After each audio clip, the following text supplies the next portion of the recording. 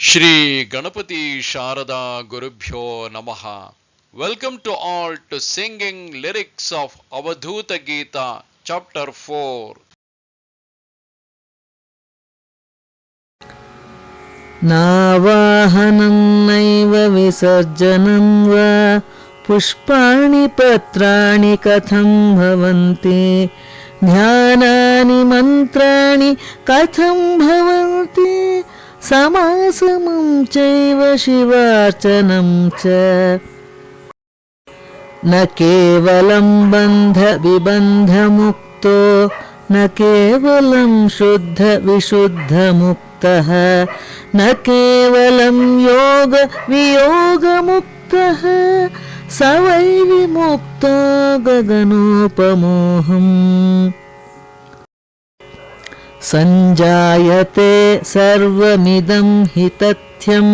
संजायते सर्वमिदं वितथ्यम् एवं विकल्पो मम नैव जातः स्वरूपनिर्वाणमनामयोऽहम् न साञ्जनं नैव निरञ्जनं वा न चान्तरं वापि निरन्तरं वा अन्तर्विभिन्नं न हि मे विभाति स्वरूपनिर्वाणमनामयोऽहम्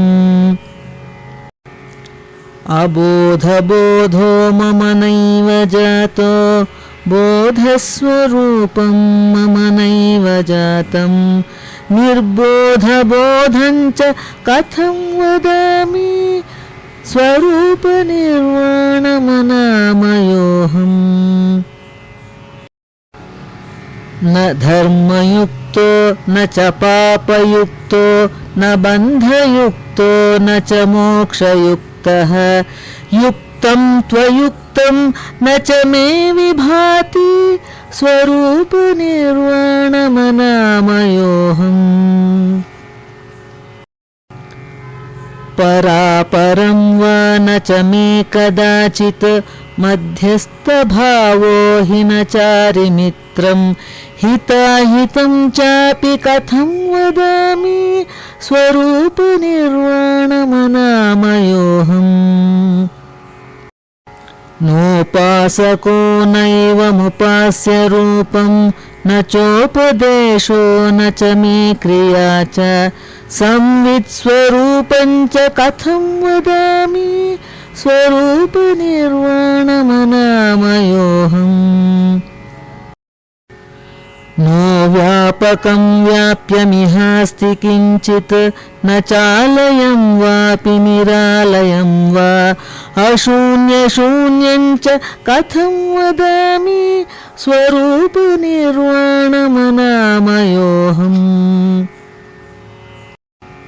न ग्राहको ग्राह्यकमेव किञ्चित् न कारणं वा मम नैव कार्यम् अचिन्त्यचिन्त्यं च कथं वदामि स्वरूपनिर्माणमनामयोऽहम् न भेदकं वापि न चैव भेद्यं न वेदकं वा मम नैव वेद्यं गतागतं तात कथं वदामि स्वरूपनिर्वाणमनामयोऽहम् न चास्ति देहो न च मे विदेहो बुद्धिर्मनो मे न हि चेन्द्रियाणि रागो विरागश्च कथं वदामि स्वरूपनिर्वाणमनामयोऽहम् उल्लेखमात्रं न हि भिन्नमुच्छैः उल्लेखमात्रं न तिरोहितं वै समासमं मित्र कथं वदामि स्वरूपनिर्वाणमनामयोऽहम् जितेन्द्रियोऽहं त्वजितेन्द्रियो वा न संयमो मे नियमो न जातः जयाजययुमित्र कथं वदामि स्वरूपनिर्वाणमनामयोऽहम् अमूर्तमूर्तिर्न च मे कदाचित् आद्यन्तमध्यं न च मे कदाचित्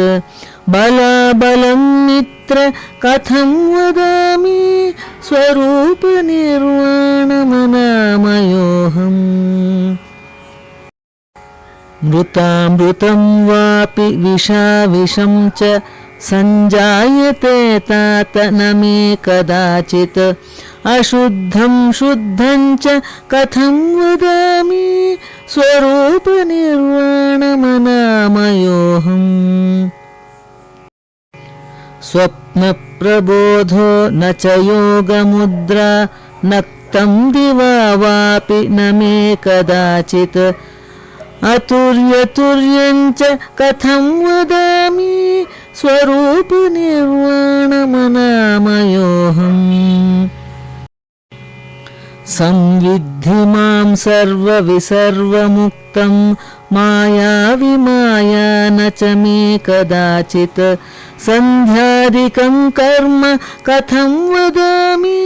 स्वरूपनिर्माणमनामयोऽहम्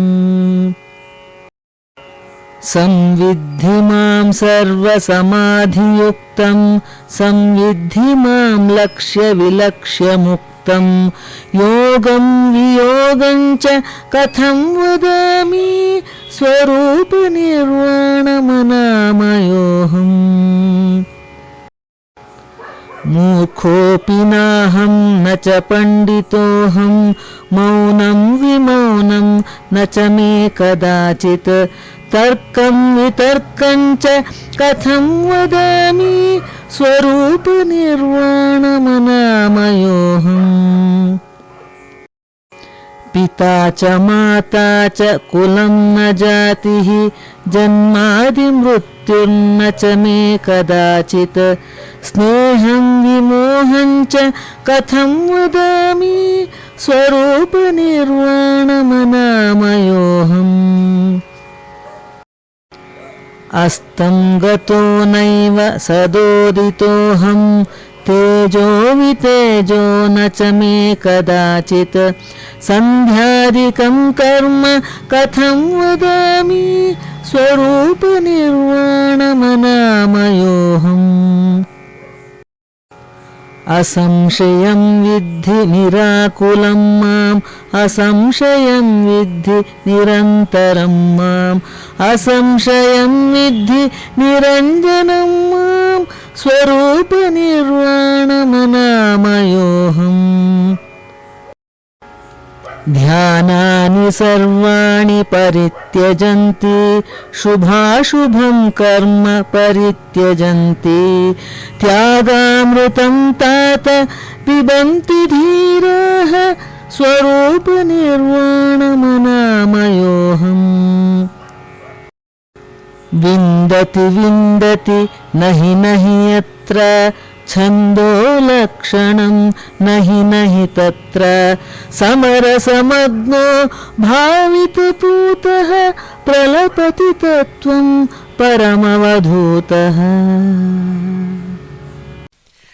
ನಮಸ್ತೆ ಶಾರದೆ ದೇವಿ ಕಾಶ್ಮೀರ ಪುರವಾಸಿನಿ ತ್ವಾಮಹಂ ಪ್ರಾರ್ಥಯೇ ನಿತ್ಯಂ ವಿದ್ಯಾದಾನಂಚ ದೇಹಿ ಮೇ. ನಮಸ್ಕಾರ.